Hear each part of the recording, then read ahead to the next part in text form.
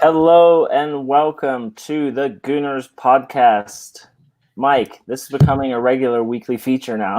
It is, man. It's the arrival of May, Andy, and May to me. I mean, I don't know what it means to you, but it's the sun coming out.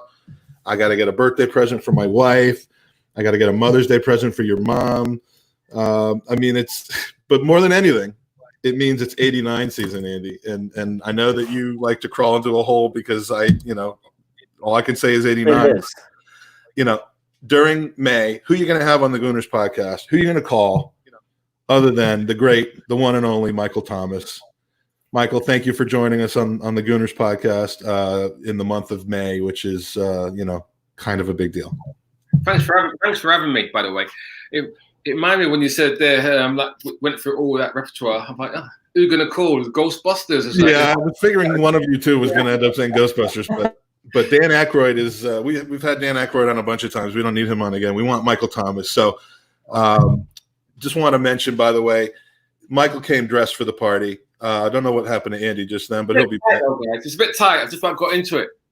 Every shirt that I own is a bit tight, and for a different reason. But look, that we love that you came dressed for it. That's a shirt that means a lot to me.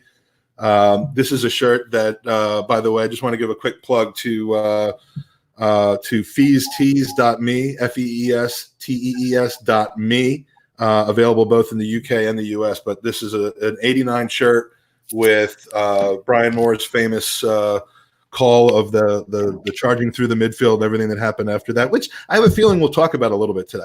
You think so? I don't know. So, and the last thank you I have to give is to Alan Smith, who kind of bridged the gap and introduced you to us. And we're going to do our best not to ruin your friendship with him today. He's the nicest man ever. Oh, he is beyond. He's incredible, and it's a pleasure to get to know him. So Andy, let's get started at the beginning. We got a lot to cover. Yeah, let's do it. So we've spoken to a lot of your teammates, and we've heard from others as well. And you have your lifelong Gooners who got the chance to play for their boyhood favorite team, like Perry Groves. But that wasn't the case with you. Tell us about your boyhood favorite team, how that happened, and then at the age of 15, you get the opportunity to sign as a schoolboy? Well, what it was, from the age of 11, I was at Chelsea. I trained at Chelsea, the academy there. Well, it was just schoolboy training. It was then back in them days. And from then I played for Chelsea, and then got scouted out at Crystal Palace, and I just went around a few clubs. And Arsenal were one of they basically the elitists. They were the elitists. Them and Spurs and West Ham. You couldn't get into unless you were selected. But I think without doubt, Arsenal were definitely elitists, way ahead of anybody else. They saw me play in a England schoolboy trial when I was 14. Mm-hmm. And so I trained with them. I accepted them to come down and train with them. They obviously wanted me to sign, but I didn't want to sign because I was really close with Chelsea. I loved my time at Chelsea as a schoolboy. Been there since 11, loved it. And then I was going around other clubs and just having a look around and see what how I felt about other clubs, if it was right for me. But nothing took me away from Arsenal. Arsenal was the best club because other teams, they had about, say, 20 young kids of my age or whatever training. Arsenal would only have 5 or 6. But from a fandom perspective, I've heard rumors that there was another club that was in your heart from very early on. Oh, you want to know that one? No, yeah. Well, look, we're gonna break this friendship right at the beginning. Well, no. I wasn't an Arsenal supporter. My friends were Arsenal supporters, one or two, but I didn't really support a club as per se. Even when I went to my first football game was at Chelsea, watching them. He's like, but I didn't support them. All right. Like Tottenham in '92, Garth Crooks and Archibald and Hoddle and Ardiles. So that I got into liking Spurs, not as in loving, supporting, like real true fans in passionate. I was like, well, no one really could. Wait. So, Mikel, you weren't dressed up in a Tottenham kit with your hair dyed at a parade celebrating the championship. Yeah, it's called the reverse Harry Kane. Yeah, but you're one of their own. Oh, yeah. Oh, no, I've never done that. Never done that. Has anyone ever regretted a childhood picture more? I mean, I have a picture of myself in Halloween where my mother dressed me up as an Atari computer, and I don't regret that as much as Harry Kane probably regrets the picture. I have one, Mike. My dad, when I was 5, put me in a West Ham kit, and he carries it in his wallet, and he shows everyone. Oh, that's pretty bad, actually. Yeah. So, admittedly, the wet look. This is Michael Jackson era. The wet look. Yeah. Exactly. Had it for a week, went no more. The soul glow. Yeah. Admittedly, as a Yank, I didn't get to plug into Arsenal until that 88-89 season when I first moved to London. So, talking about kind of the beginning of your Arsenal career, I didn't have a in-person knowledge of the years prior. Most of what I've learned is from talking to people like Amy Lawrence and watching Lee Dixon and Amy's film, her book, talking to like old geezers like Lee Judges. I always had the general understanding that you were a midfielder and that Winterburn and Dixon pretty much picked up after Viv Anderson at right back. But you began your first full season at Arsenal at right back. Was this where you played as a kid in the youth setup? Yeah, I was. Or were you deputizing? At Chelsea, I was a midfield player, a winger. So I always played there. Then I sort of changed, went back when I was about 13. I would play as a defence. Enjoyed defence, reading the game. Played for England schoolboys as a left back. I'm a right-footed left back. And the following year, I went to right back. And when I was at signed for Arsenal and been an apprentice, they had just signed Viv Anderson. Don Howe just signed him, and I'm an apprentice. And then Viv comes in, one of my idols, as a fullback. Viv walks in, and Don Howe goes, "It's this young man here to be after your place, Viv. You have to look after him. This is the future." And it's like, wow, you know what I mean? Saying that, Don Howe saying that to me as a young kid, an apprentice, and Viv Anderson's there. So it was my prodigy. So it was nice. And that first season, I mean, you seemingly you're on fire. Six goals in 12 matches. I mean, when you're playing in that position and you're scoring that many goals, I mean, you've got to be on the radar for a lot of people, and it's got to be a pretty exciting time, huh?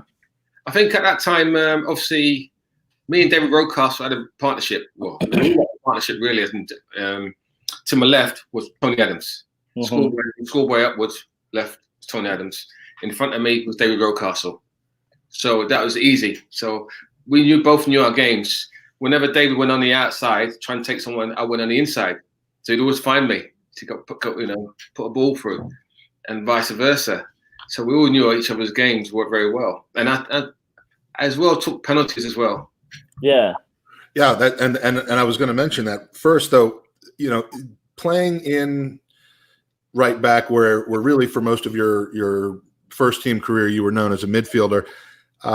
We've had a lot of that at Arsenal lately. And David Ziegler in the chat wanted to know, what are your thoughts on? I mean, there's a list of them. We got Saka on the left back position. We've got Maitland-Niles on the right back position. We've got Ox, who is being asked to do that before him. And, there's this constant, this isn't my natural position. I don't really want to be there. Although, to be fair, Saka hasn't come out like that. What are your thoughts on players who may not be able to break into the club at their natural position, deputizing in a fullback position like that, given that, that you've had that experience as well? I think, difference between me and them, I broke in as a fullback and I played in my natural position. It's only seasons later that George wanted to get somebody better defensively, as in Lee Dixon, and he wanted to change it. And he could see me playing in midfield.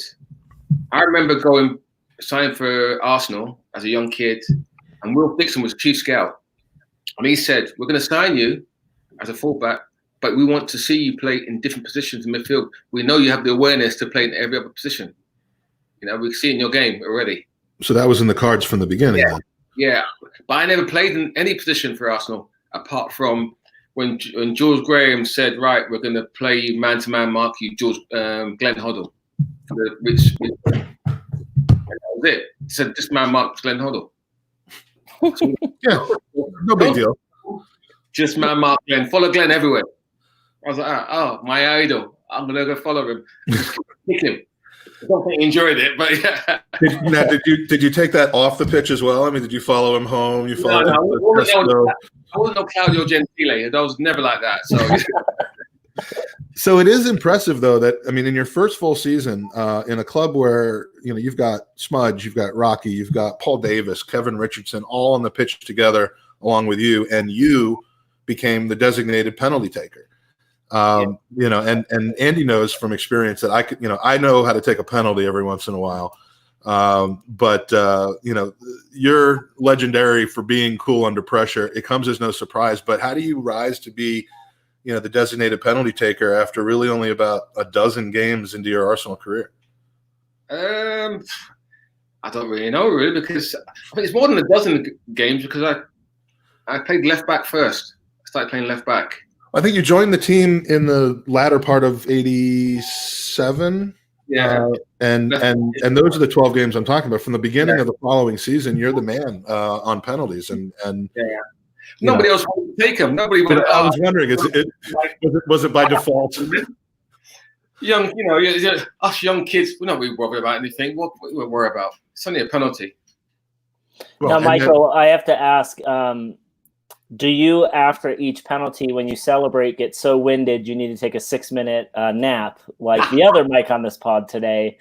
Or did you just, quick high five and then, back to we'll move on to the next. Let's get going. Let's get going again. We'll send you the video. We did a penalty shootout in Denver before the Arsenal game this summer for our charity for Gooners versus Cancer. And let's just say that it went to one extra kick and it took about 45 minutes to film. Was it was it? It's on YouTube. We'll send you the link. It's the greatest thing. It's the second greatest moment of my life. We'll be talking about the first one. You have 2 children? Shut up. No. We're not going to. One of them's right there. But yeah, speaking of penalties, do we have to have a word with Brian Marwood? Because the only penalty that was converted by anyone other than you that season, you were on the pitch. Brian Marwood scores against Coventry City. Was there pushing and shoving like a Pogba situation there, or with Brian Marwood? Obviously, I don't know what happened. I missed a couple. That's probably why. And then he went on to take the penalties after that. That's true. My research only showed the ones that were converted. It didn't show any of them. I just assumed that there were none that were missed. I've seen someone miss one, and I'm like, oh, sugar. So you do move, of course, from right back to midfield. From the right back position, you've shown plenty of attacking and goal scoring industry. It sounds like, I don't know, maybe you tell me, is it something that you favored at the time? Was it something that you wanted to do? It sounds like you kind of knew it was coming, and you've got Dixon and Winterburn sliding into those spots. So what were your feelings about that at the time? I wasn't really thinking about that at all. The way it was broken to me, it broke to me, is before a game. That was the worst thing ever, before a game. I'm warming up and come back in, and Theo Foley walks me into the manager's office and said, just want to tell you, we're signing Lee Dixon. Or we signed Lee Dixon. I was like, okay, I've got a game in that half an hour. What do you want me to do? He's like, I think that's a shock about anything really before the game, and it's like, oh, okay, where do I go from after that? Where do I go? What do I do now? Do I stay or whatever? You guys, I have to assess the situation. So, well, the person who ended up suffering the most, I think, from a playing time standpoint, was Steve Williams, not you, as you kind of slotted into his spot. So, it's a warp speed shuffling around. We've all seen that segment of the '89 movie where they're crossing off players and moving new players in the course of a year and a half. But is everyone just bought into that, or is there a lot of division between the old guard that's getting pushed out and the new guard that's kind of finding their spot? We've seen it in the past when we first broke into the team, the young ones. You see George Graham move them out quickly. If you're not doing it his way, you move out. And it's been throughout the years, just you have to accept it. Happened to me. I didn't. You didn't get on social media and start whining and complaining. And I've only just joined social media now after the years. It's the first time I've But hey, to be honest, George Graham didn't get on. or he's managing. But you know what? I most respect him for everything he's done for me. Yeah. You know, I've got so much respect for the man. So we asked the same question of your other teammates that we've chatted with, Alan Smith, Lee Dixon, Perry Groves. At what point in the season do you start to think we can do this, we can finish top ahead of Liverpool and everyone else? Like, when does that start? Do you recall when that started kind of coming into your mind? I honestly can't recall when it happened. I think it could be, I think after Christmas. We always say, just keep close, keep close, keep close. Yeah. Next game.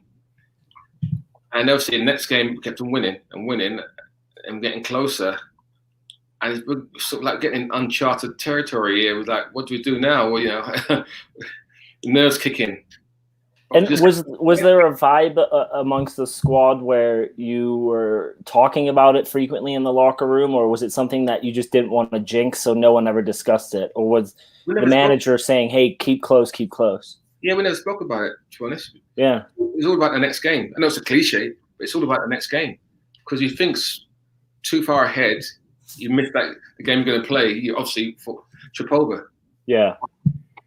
I mean, it's a magical season. I mean, it brings back memories for me. Obviously, Andy's heard me wax poetic about this, but age 15, 16, standing on the North Bank terraces, smuggled in a pint of scotch and got a Coke and sat there for an hour and a half just to get the right spot before the game. And you're living well. Bottle of scotch. Jeez. I mean, I didn't really have a taste for anything at that point. I just needed to be in a particular state of mind. I'm not saying it was like, 50-year-old. It was whatever I got from the place that would serve me. But I had no idea the significance of what was about to unfold. I mean, not only could no one see it coming necessarily, but I mean, I didn't know anything. I was just learning about Arsenal. But let's talk about something before. Yeah. So before we get to Anfield, let's talk about the 15th of April, a pretty uneventful 1-0 win over Newcastle. But we all know what happened that day, 3 hours up in Sheffield. So both our match and the Liverpool Forest start at 3 p.m. And as Mike sat me on his lap and has told me a million times, 20 minutes later, news from transistor radios is starting to make its way around the terraces. What was your level of awareness? Do the players and coaches start talking during the dead ball moments? I'll tell you what, Andy, half time we walked in and we're hearing whispers. What's going on? Someone said that people are dying at obviously, final. And it's just like, again, the shock of it. Again, we're still playing, but people be dying. Games, stop playing. No, can't be right. It can't be right. And then find out how many people died at the end of the game. State of shock, basic state of shock. You don't know what to do. You're not even enjoying the game against Newcastle. All you're thinking is about these people. Yeah. To watch just football and then not coming on. So, do you have any feelings about in that moment of saying the season should be over, or is it, hey, we're professionals and we owe it to every supporter to finish this out? Well, we were professionals, but we was thinking it's going to be over because of that. Yeah, and we had no qualms about it. We just thought, okay, people lost lives, so it's not about now going to think about winning the league. We're just thinking about these people, these families. We weren't thinking about the end of the season or winning the championship. I remember it's the first time I ever had to have my parents explain what death was to me. And it was just and I was 5, 6 at the time. And it was just, unbelievable. Absolutely heartbreaking. I came home that day from the game and my mother who didn't know much about football. She had heard that people had died at a football match. Didn't know it was in Sheffield. Didn't know the difference between an FA Cup game and a league game, and no cell phones, no texting, no anything. All she had is the BBC, and she didn't even know how to use CFAX. So and I come home and she just threw her arms around me and started crying, and it's bizarre. I mean, I was nowhere near it, but she just got so scared, and that's the memory from that day. Is craziness. And I think it was a few games after we came back and, the 5-0 win against Norwich. But it was a few games after that before I was allowed to go back again because she was so shaken by it. Thankfully, she allowed me to go back because then I got to see the Derby and the Wimbledon games, which was wonderful. But we won't cover those. We won't talk about those. Before we get on to the good outcome of that season, Andy, do you want to? Andy is gearing up, I guess. Oh, yes. Saying it for an incredible feat of physical mastery and fundraising this summer called the Triple Bypass. He told me that he's doing the Triple Bypass this summer, and I got really scared that he was having heart surgery. But I'm thinking, yeah, let's get a little more context here. Unless you're announcing this is your last podcast before you. No, so depending on whether or not the coronavirus allows it to happen in July, it'll be in September. They've already have a backup date, but it's essentially a bike race from Denver, Colorado to Vail, Colorado. So it's 120 miles. It is called the Triple Bypass because you race over 3 mountain passes, so about 11,000 feet of climbing. I started training for it on April 1, and we are going to do this in unison with Gooners versus Cancer. So the goal for us is to raise $10,000. All proceeds, all money is going to go to the charity. And that's going to hopefully happen July 11th, if not September 26th. And Mike will get more information out on it and how people can donate. But we want to try and, how much did we raise last year for the charity? 15 grand? Just over 16,000 for the Leukemia and Lymphoma Society through Gooners versus Cancer. I lost my father to leukemia 10 years ago. Everyone we know has lost so many people to the awful disease. And so we raised money. Alan Smith was masterful in helping us raise some money last year with signed shirts that we gave away. The summer tour when Arsenal came to the States was a big impetus to that. Unfortunately, we're going to be without that this year, but Andy's stepping up in a huge way. And while he's doing the Triple Bypass, I'm going to have a Triple Bypass, and I'm sponsorships for each piece. But yeah, no, it's outstanding, and yes, he will be doing it on a moped. I am not doing it on a moped. But my goal, moped to say. Yeah, right. I wish I was. The goal. I'll be doing it in a BMW. Yeah, the goal is to finish it in under 10 hours, and that's a goal I have in my household because my wife did it in 10:30. Last time I did it was like 11:15. So this year is a 10-hour goal, and maybe on another pod, Mike, we can discuss how. I'll quickly discuss it now. So the goal came from, I got a personal trainer, Michael, and he said to me, what's your goal? And I said, I want to be under 200 pounds. He says, I hate it because what if you're 205 and you look and you feel great and met your goal, right? So I said, all right, fair enough. I want to beat my wife's Triple Bypass time because she likes to remind me like she kicked my ass. And let's keep in mind, she was a Division I athlete and still holds records, to this day. And so that's the goal. And I'm like, why not partner it with our Gooners versus Cancer charity and see if we can do some good with it. And I got a little team that's going to help me get there. So it's going to be a lot of fun. That's awesome. Good luck, though, bud. Hey, thank you. Next athlete, though. Yeah. Good luck. And then, Mike, if it's in September, my expectation is for you to fly out and hold up signs to cheer me along the way. Yeah, I'll be in a hovercraft taking video streaming on YouTube for the podcast. So, you don't know what's coming. All right, so let's get to it. To May 26, 1989. It always comes back to that with me. 31 years ago. You have aged quite a bit better than I have, Michael, in those 31 years, I must say. Thanks.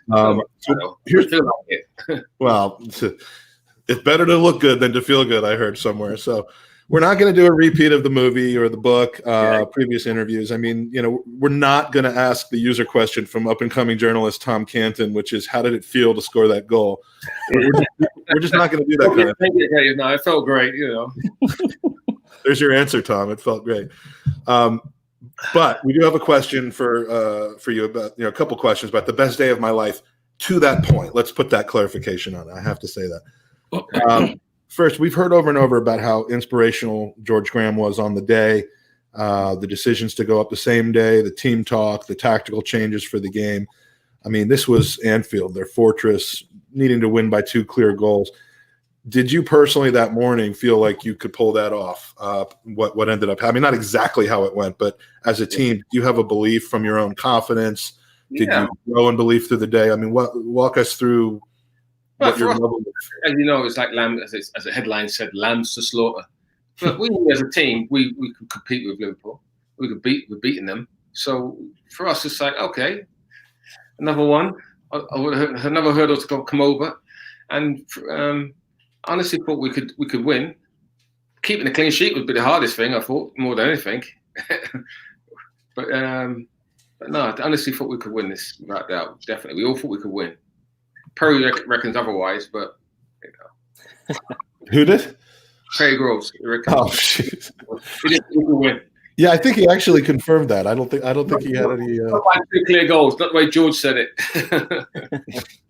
Well, it's it's amazing. What Gooner hasn't watched that goal 49,000 times? I mean, I have like televisions on every wall of my house, just playing it on a loop so that I'm never without it. But even with all that, we've learned something a couple weeks ago that we want to confirm with you. We heard Lee Dixon talk about how he didn't want Lukic to throw him the ball. He's told us that. He's said that in the '89 movie, that how he was just scared that he was going to plunk the ball off into the seats rather than to Alan Smith. It's all a very romantic story about teammates who had a second sense of where they'd be, and a cool as you like finish from the smooth Michael Thomas. But then we have Perry Groves on us with us a couple weeks ago. Speaking of Perry, who tells us the entire thing from Lukic's throw to your finish was essentially a set piece that was practiced over and over and over again.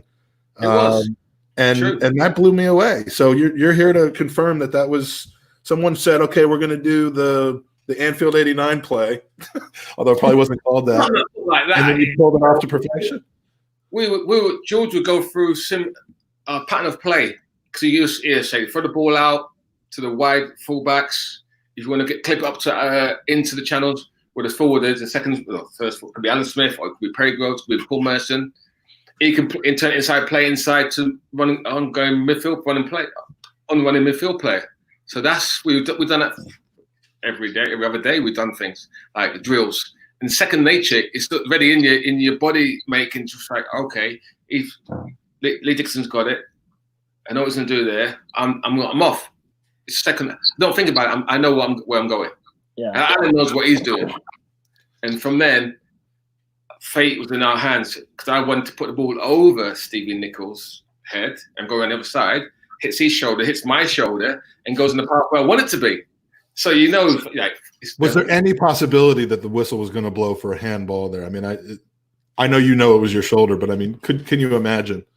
I honestly wouldn't know, to be honest, because there's no clock around. There's not here and there thinking about anything like that. Yeah. Really, to be honest, we just think. All I'm thinking about is can I swear on this? Yeah. In fact, we don't want to say any words that aren't. I fucked up on the first one. I thought I'm going to score this one. Definitely. I thought I heard that, but I don't know what it takes. I'm going to score this one. So, a couple questions from the chat. Quick, from She War. Did the 1-1 draw at Anfield in the League Cup earlier in the season help you with confidence going into this match? Yeah, but I think we played them at Highbury before as well, and played well against them. So we always knew we could beat them. Sure. And then we played the replay at Villa Park. When there's like this is Liverpool, and it felt like they had 13 men on the pitch where they were passing, moving. The ball was 2 times. Like, who's got who? And it's just like, wow. We have a number of questions, and of course, I'm also fascinated about this, about the celebration. Celebration. Obviously, back in the day, I saw that great man Diego Maradona celebrate and warm up, and I still trying to emulate him on his celebrations. I did that before, scored a goal, and I've done that at Highbury. This time, Martin Hayes, I don't know what he's thinking. He went to grab me. Martin Hayes and Smudge are the first two over to you while you're still in the middle of doing your breakdancing. And correct, but it was Martin Hayes who stopped me, and I could have broke my neck. So it was like, I think my favorite picture of all of them, which I just took yesterday. Let me see if I can put up on the screen. Where is it? Come on. Sally 2. Well, I can't find it, but yeah, we've got a lot of questions about about breaking your neck, how long you practice the celebration, and I remember from I actually got to be quoted in Amy Lawrence's book '89 about how I didn't see the celebration, I didn't see your fish out of water dance or winter burn or any of that stuff because I was covered by about 10 to 15 men and boys on the floor of a London pub, just going crazy because of what you did. So I'm lucky not to have gotten some sort of ridiculous infection that day. But it's just an amazing moment for everyone that was watching it. And then, of course, I think, Andy, we have a question from up-and-coming journalist Tom Canton again. Yeah, our friend over at the Gooner Talk, Tom, and then actually Mr. Bob Licks from our YouTube chat also asks, did it hurt, the celebration? No, question, doesn't it? Adrenaline still going through your body, and you don't really feel anything. So no, none at all. Now I have a question because your career, that's a huge moment in your career, and you scored some very large goals post Arsenal as well. But you went and played for Liverpool after your career at Arsenal, and after that goal, how did they bring you or receive you as a player, knowing what you had done, or was it water under the bridge at that point? Is that from the players or from the fans? Which both? Both. Well, the players, it's like, he's come here, he's just killed us before 2 seasons before. Mm-hmm. So for them, like, and as a player, they want to know how much money you're on, because obviously that's when you start getting higher. So that's how much you're getting paid. Fans, they're a bit cautious at first, but they were open arms. They were greeting me with open arms, really, to be honest. They were good. Yeah. I was a bit worried, very worried about it, but Anyone able to hear me right now? Yeah, we can hear you. Because I'm completely frozen from a video standpoint. But you mentioned one teammate, kind of flipping back to that day before the Liverpool part. One teammate in particular that you were kind of most proud of helping lift that trophy, and I think it's worth mentioning because of all of your teammates that day, mostly relative newcomers to Arsenal, you singled out David O'Leary. The last remaining stalwart from the mid to late 70s, the early 80s. Tell us a little bit about your relationship with David and why it was so important for you to bring the title home. No, because obviously I grew up watching David play in finals for Arsenal from 1976, 77. And, FA Cup finals, seeing David O'Leary, part of the famous Arsenal Irish ringlet trio of Stapleton, Brady, and O'Leary, the young ones. These were the three that everybody knew about. And for him to go through the whole season, all those seasons not winning the league championship, it was nice because he, as a young kid, he looked after all the youngsters. He gives great advice. And for us, it was nice to see him being a part of it.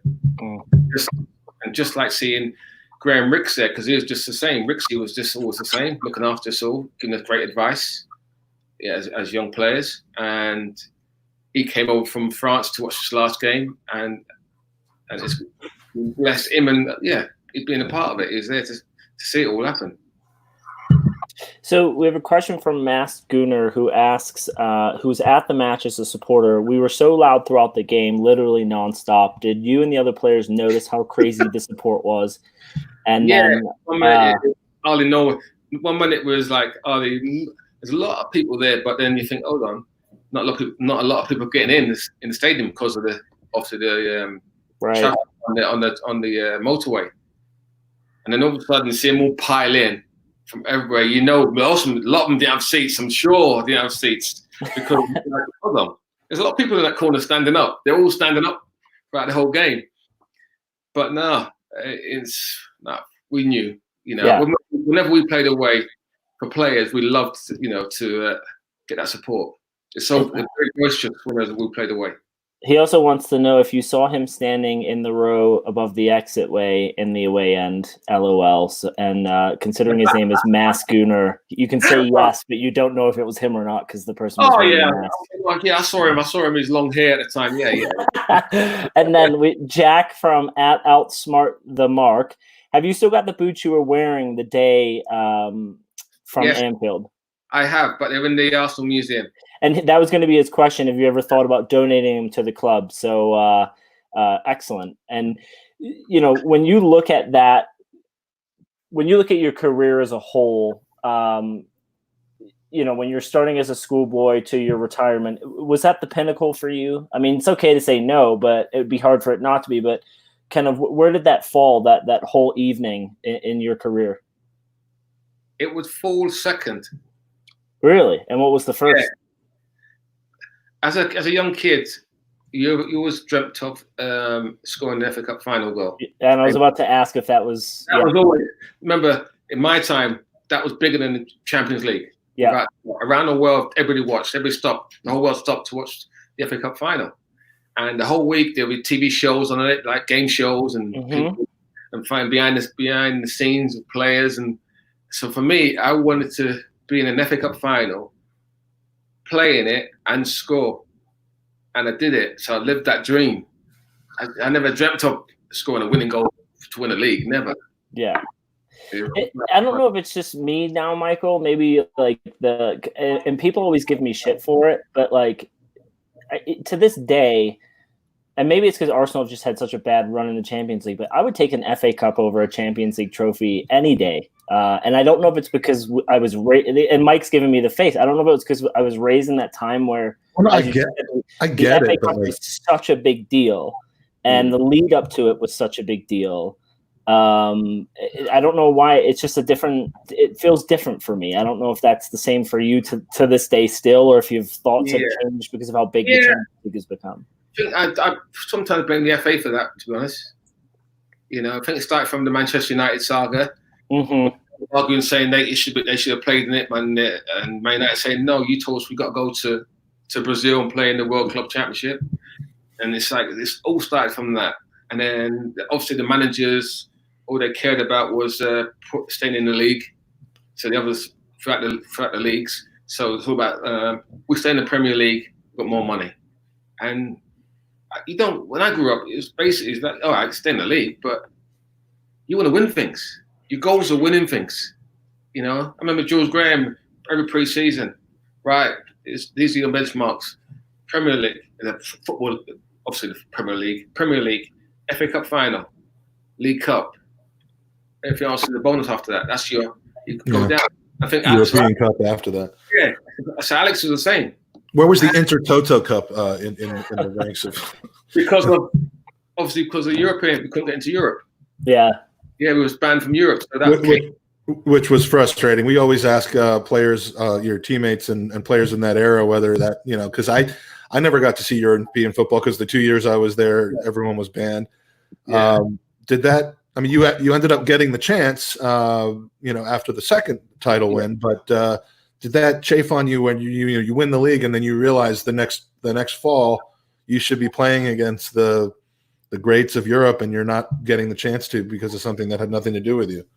Exactly. It's a shame, It's very sad. People lost lives again, but what can we do? We just got to get on with it. Can't moan about it. You just got to get on with it. Not as much fixture congestion, I suppose. The only good thing that we beat the French national team at Ivory. That was the best, great feeling. That's true. So after the win, question from Fredo: was it difficult to go back to training ahead of the following season after the heights of Anfield? Was there? I mean, we know the results in the following season took a dip between the two title winning seasons, but was there kind of a physical or emotional hangover? Yeah, definitely an emotional hangover. Still celebrating. Just thinking, let's enjoy the season. But also, don't go out to think that way when we plays. But we got to a final. We got to a final in that second season. Lost to Luton. So it's not like it wasn't all bad. But Yeah. Wasn't and Jason Davies had the same question. Hopefully that question's been answered now about not being able to play in the European Cup. I apologize for technical difficulties that I had for a second. Hopefully they're resolved now. Did we move on to 90-91? No, we were just chatting about some other stuff. So during that 90-91 season, you have some new regular contributors arriving. My personal hero, David Seaman, Limpar, our good friend of the pod, Kevin Campbell. And he loves Seaman. Can't get enough of it. And all these gentlemen are making a good number of appearances, and the team runs through the league season only losing once and on the way to another title. Another question from our friend Fredo. Which title do you place higher, the 88, 89, or 91 title? I can't really – obviously the first one's always the best one. Yeah. No, without doubt. First one's always the best one. So without doubt, definitely. And the second one, I was so upset we lost to Chelsea as well. To Chelsea, even now it sort of vexed me when I think about it. You know, like, the Invincibles done there. They won their Invincible tag, but you think, hold on, we scored more goals than them. We let in least goals, and we had points deducted. I know. I mean, it was hardly an uneventful season. I know, yeah. Exactly. You've got Tony Adams spending a few months away from the team. Let's just put it that way. You've got the Red Mist descending on Old Trafford in October, which I went back and watched that again recently. So unfortunately, it was the second time in a year. The first one being the game against Norwich, which I didn't get to go to because I was grounded, which kills me because that Norwich game was fantastic. Yeah. But I mean, we don't mean to glorify the points in the games where tempers boil over. But I mean, tell us about that moment, because you and Limpar, as much as everyone else, pretty much showed that you had Winterbird's back. I mean, you got some good jabs in. Was it Brian McClare that you were? No jabs, a bit of pushing. It was more kind of like yeah. That's why I had his neck like that. Yeah, I didn't know if it, that's a better way of putting it. Jab isn't really that would imply you were punching. Was it Brian McClare? In the All-Melee, you got David Roadcaster running after Paul Ince. There was not one punch from. It's just like everybody's trying to break things up. Was it McClare that you were tied up with? Yeah, I had McClare by the throat. Yeah. Did you ever talk about that afterwards? I mean, any apologies? Yeah, I've met him a few times. It's good company. It's good laugh. I love that. I love how who was it? Lee Dixon was talking about his on again, off again romance with who was the player? The French player, David Ginola. Yeah, David Ginola, and how close they are now. And I love that competitive element. I saw David in a charity game, Charity Aid, Football Aid, and I was with my wife. And I played against David when he was in France, and I played for England under-21s in Toulon. And he goes to my wife, your husband, I hate it. He used to kick me all over the pitch as a fullback, kick me everywhere. I didn't like him. I'm like, David, don't let it go. And my wife loves him. She loves David. Do one with you. So I know that you got to this a little bit when I was coming in and out. I heard the discussion of your move to Liverpool, but I have to tell you, I left London and came back to the States, dragged kicking and streaming after the '90 World Cup. So I didn't actually learn right away because of the lack of internet and coverage in the U.S. I didn't learn, first of all, that we came back and won the league again the following year. Yeah. But what really took me for a spin is when I eventually learned that you had been, transferred to Liverpool and you were playing for that a lot. I mean, it started 3 years of just depression. I was drinking every night. I couldn't focus. I mean, I was in university. Right. I was in uni at the time, so maybe that had something to do with it. But first of all, what really happened? I mean, you've stated recently that you weren't enjoying the style of football under George Graham, and I don't want to have controversy, but I mean, what do you mean by that? Well, actually, as you saw, when you were young, I was 18, 19, getting the team, playing as a fullback, then the midfield player. And George had this thing we used to say, you can play to a certain age, players can play to a certain age. So he said the forwards could play to about, say, 30, 29, 30. Midfielders we burnt out by 29, and the center and the defenders had played till 33. And you knew why, because as a midfield player, all you kept on doing is doing doggies like that. You never got on the ball, and all you were doing was closing down, winning the ball, and making tackles, passing it off. That was it. And as a young kid, and you get in the team, all you're thinking, I'm in the team, Arsenal team, I'm enjoying it, yeah. But you don't understand. You're not really enjoying it, or where you grew up playing on the streets with your mates, getting on the ball, and then I just realised I just wasn't enjoying it. So that's how it took. Well, obviously the right sporting move for you. It broke my heart, but I don't blame you for that. We're good. You got for the goal in '89, as you said, Lucas throws to Dixon. As you notice, Dixon didn't even look inside to play to a midfield player. George's thing was always miss out the midfield player, go straight to route one. Yeah. And then come inside the midfield player, come in. So all you're doing is that. You're just doing that. I'm fascinated by the sporting and the personal aspects, though. I mean, Andy, I know that you asked kind of how they accept you, but I mean, you walk into the dressing room and John Barnes, Whalen, Houghton, Rush, Steve Nicol and Bruce Grobel are they're all right there, and you took it from them. I mean, you said that you were worried, but did they do anything? I mean, did they haze you? Did they no haze you for a while or what? No, they've been great. They were great to me. They were really good. I was a bit worried about hearing about the five-a-sides, because that's all I heard. Liverpool play five-a-sides every day. They would never work on tactics or whatever. And I thought, oh God, five-a-sides every day? And I thought Dave OLeary, speaks to one of Wheeland at the international camps. So when I got there, I thought, oh, five-a-sides, okay, just relax, five-a-sides. It wasn't a five-a-side what you're used to. The five-a-side with condition, one touch, two touch, pass and move. You can't stand still. You stood still, running around with baiting in your ear. Effing fucking move, you lazy fucker. Just make another angle. It's just non-stop with different things involved. You can't pass backwards. You've got to pass forwards. You always got to think what you're doing.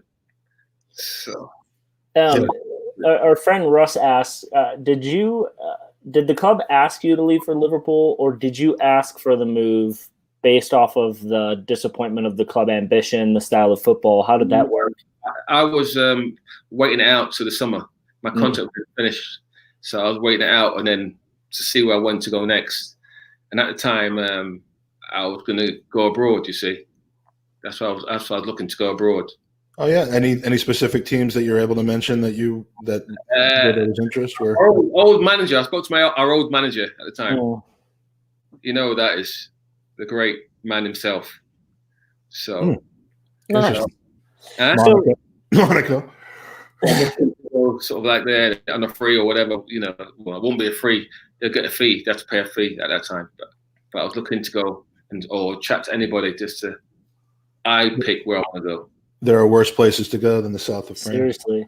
So fast forwarding to today, what are your thoughts on the current season right now? Are you partial to wanting to see Liverpool be able to complete their first, their finest season in 30 years, or are you on the side of health and caution and saying, hey, it's not worth the risk?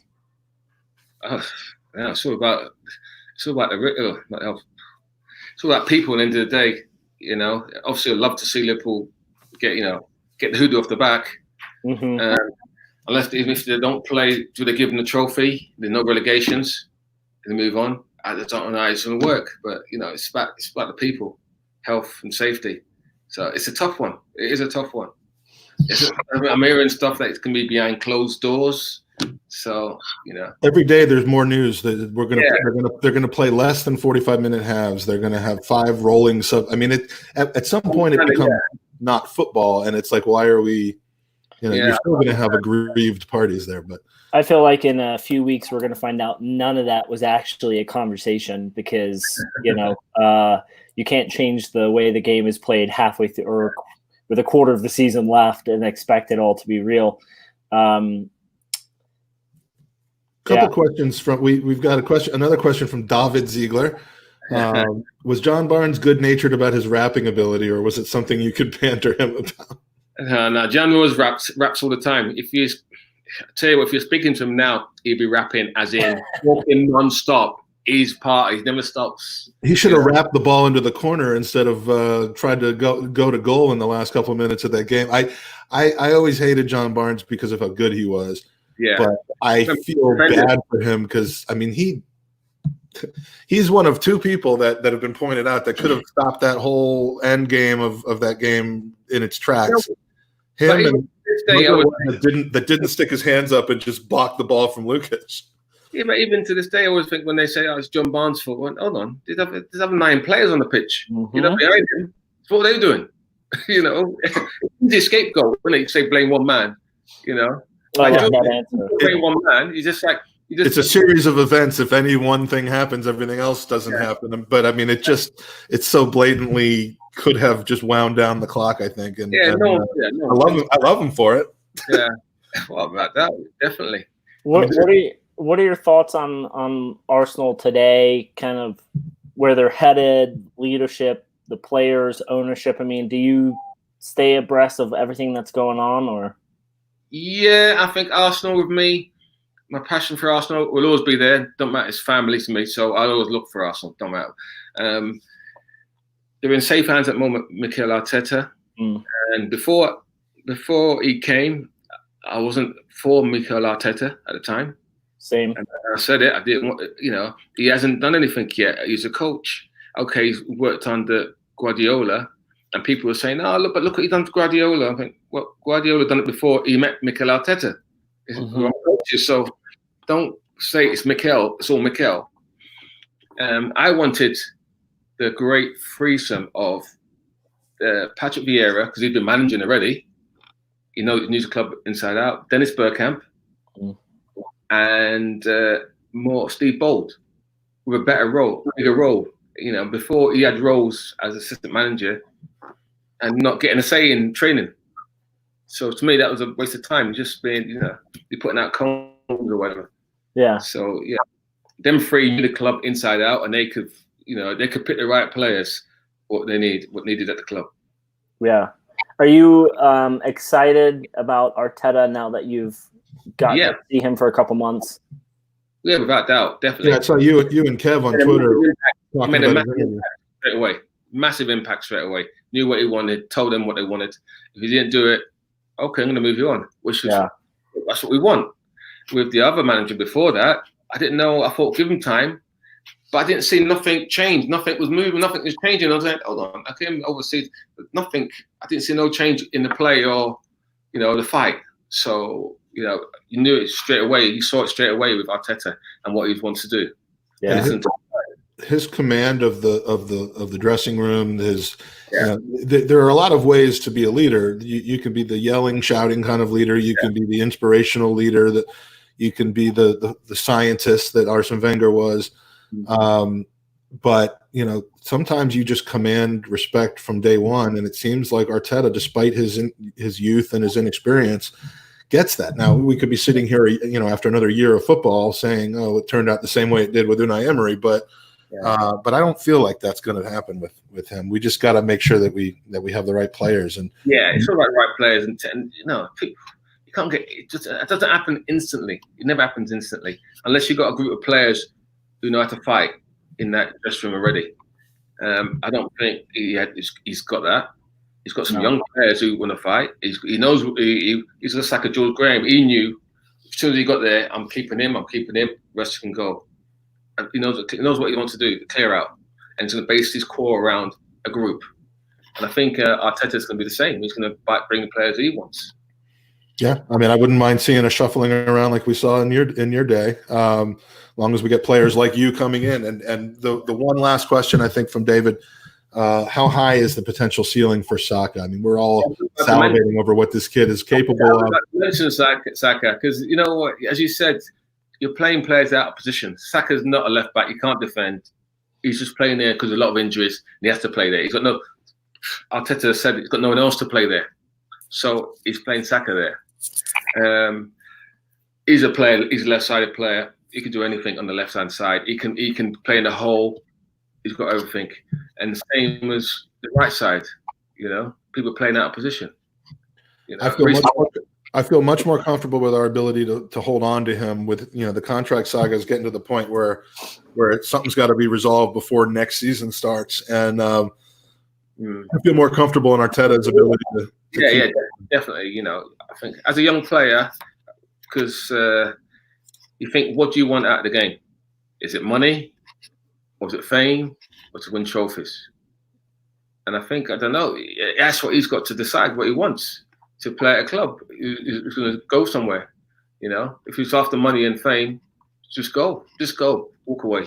Yeah, I've had enough of that. I've seen enough in the Premier League. Young players just about money, and they're not really care about playing football.